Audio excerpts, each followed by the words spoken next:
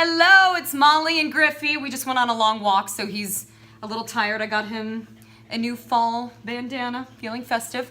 So I have a super quick, easy fall DIY for you tonight.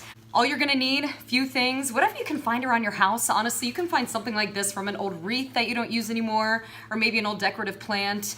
This is something I had in a vase in my house, so I'm gonna take it, put it in this glass vase. Everybody has glass vases laying around, so put it to use. You're gonna stick them in there and then take these little mini gourds and pumpkins. You're gonna stick them down in this vase, like so. Oh, okay, accidents happen. Alrighty. Okay, so when all is said and done, this is what it's gonna look like.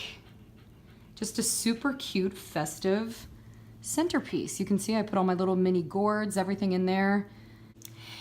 And I know some people don't really like super bright colors, like the orangey colors. If that's not something that you like, use pine cones. Yeah, stick those in your vase.